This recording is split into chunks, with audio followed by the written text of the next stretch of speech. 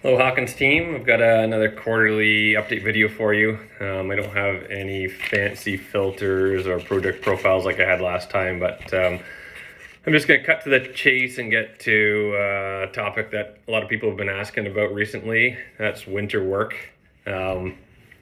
We are not looking too bad for winter work. We don't have as much as I would like, but we do have some. There's going to be some work at Seton this winter, I believe. I was hoping to be done by Christmas, but based on some delays that are out of our control, I think we're probably going to end up working on the stormwater management pond and a little bit of site servicing in January.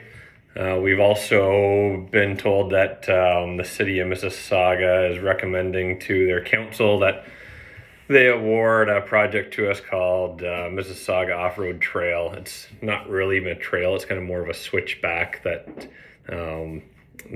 goes up this slope, and in order to make the switchback work on this steep slope, we've got to build a couple of pretty big sienna stone retaining walls along the trail to hold back the grade. So that job is supposed to start January 1st, so that's going to give us some work.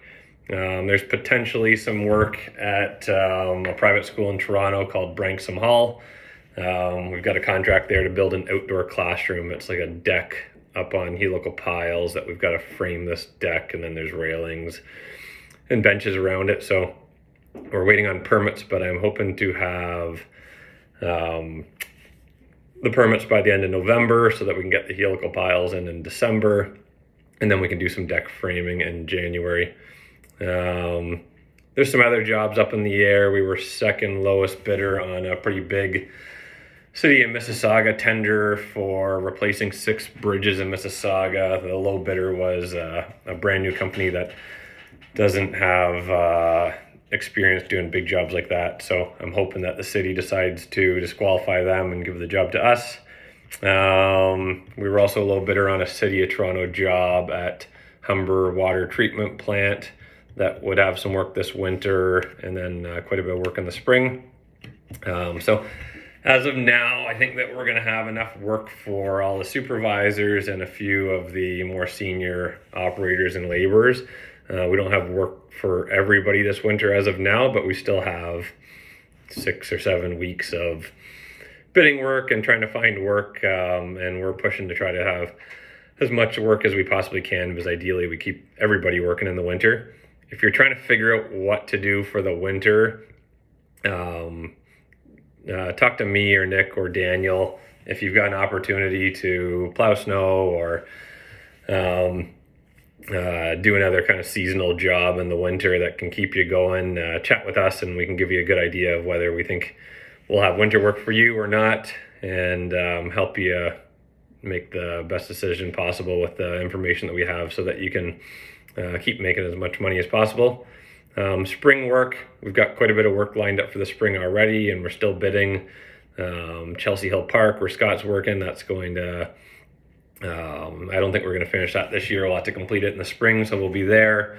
The City of Toronto Humber treatment job, hopefully that gets awarded to us, and there's a few months of work there. That's a pretty big job. Barton Street in Guelph, we're waiting on I forget what they call it, but some sort of driveway permit to get going there. Chris Nowakowski and his crew is supposed to start there in the next couple of weeks, but we're not going to be able to finish everything there this year, so that will start back up in the spring. The Mississauga Off-Road Trail job that we're starting in January, there's aspects of that job that we can't do in the winter that we're going to have to finish in the spring. Vaughan Grove Artificial Turf Soccer Field, we've got a soccer field to build with Centaur, who's an artificial turf company that we partner up with sometimes in Vaughan, and so we're going to be starting a soccer field in Vaughan in in May. And then we've got another one with Centaur at a private school in Toronto called Bishop Strawn. That one is going to start in June. We're still bidding all kinds of stuff, and we're going to pick up more work in the next few months. Actually, I forgot one. There's a park in Oshawa that sounds like we're going to be awarded that would start in April or May as well.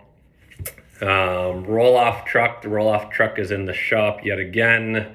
It's been having issues on and off for the last couple of years. It's had the head gasket replaced 3 times, the head replaced once, and now they're saying it needs a new EGR cooler. So they are testing the EGR cooler this week to make sure that that is the culprit that's causing it to boil out the coolant. Apparently the EGR cooler is leaking and pressurizing the coolant and making the coolant overflow in the reservoir. So hopefully that gets sorted out soon, but we are selling that truck. Jamie McCowan has taken a job driving a grain truck recently. We kind of mutually decided with Jamie that we didn't have enough trucking work for a full-time truck driver. The truck was causing us all kinds of headaches. A brand new truck like that now to replace it is about 6 or 9 months to get one and about $300,000 to buy one. So we've decided that we're going to outsource trucking moving forward. So some of the trucking will outsource to Jamie with his small truck. He's got a 3500 Denali and a float that he can move anything 8 tons and less. So I think he'll continue to do some of our float moves, but right now he's too busy with the other trucking company hauling grain. So we're primarily using Paver King to move equipment now. They have 2 roll-off trucks and 4 triaxles.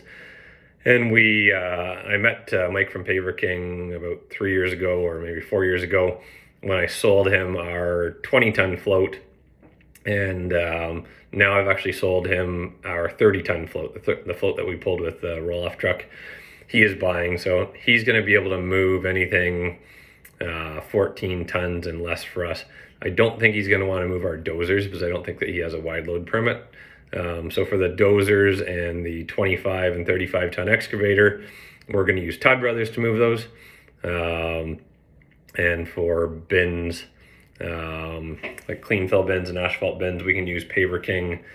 For moving our sea container office trailer, we can't use Paver King because their roll-off system is different than ours. So we'll have to use Todd Brothers. Track skid steer. We bought a new track skid steer last December, but it finally came in almost a year later. It is ready to pick up as of tomorrow. I am trying to buy another F550 to replace 222.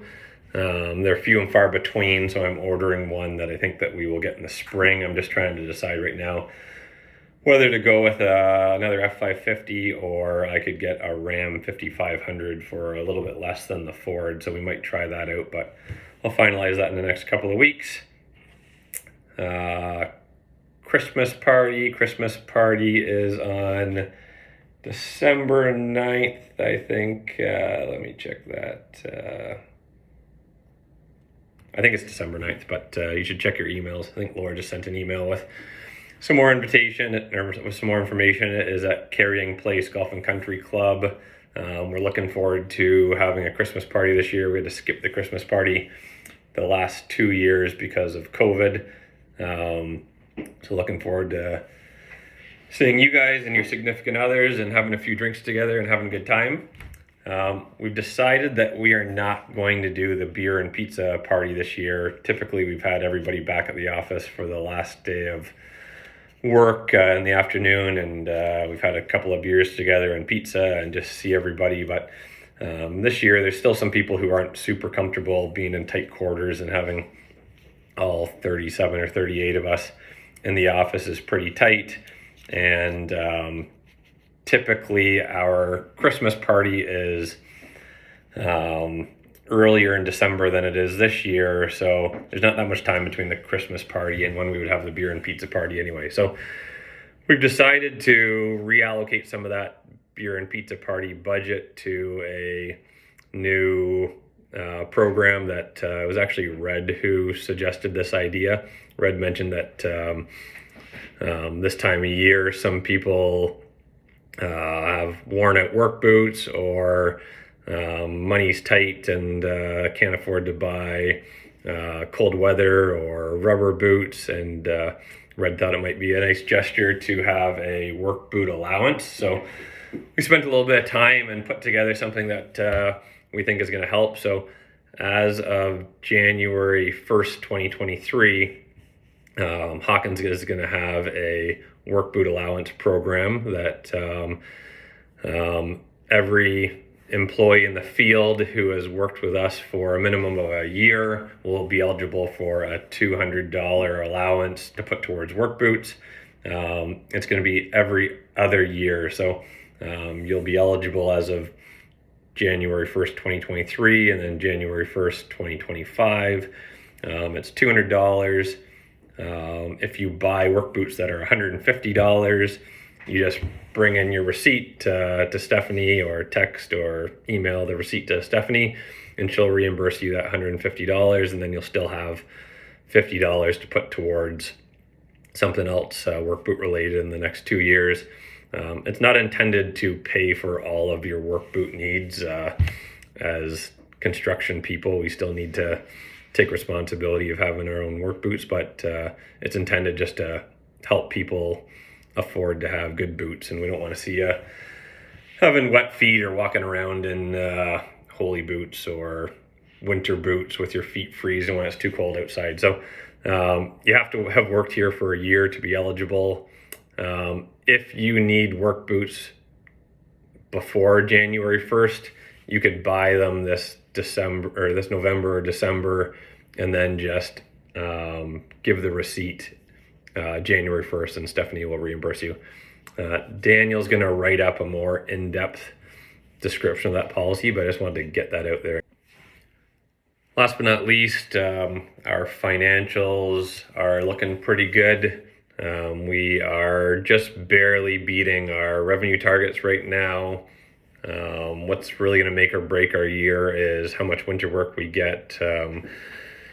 Winters vary quite a bit. Last year we did quite a bit of revenue in the winter. The year before, not so much. We didn't budget for too much winter revenue, kind of an average amount of winter revenue. So if we have a good winter, then we're likely to beat our yearly revenue targets. And if we have a slower winter, then we may not reach them or not. But either way, we're looking like it's going to be a good year. Our profitability is beating our targets right now, so that's great. We've had a lot of good jobs this year, and the weather's been pretty good, especially the last few weeks of November have been great working weather, and everybody's been pushing to get lots of jobs done and do a good job, and we appreciate that. So thank you very much, and have yourself a good rest of the day. Bye.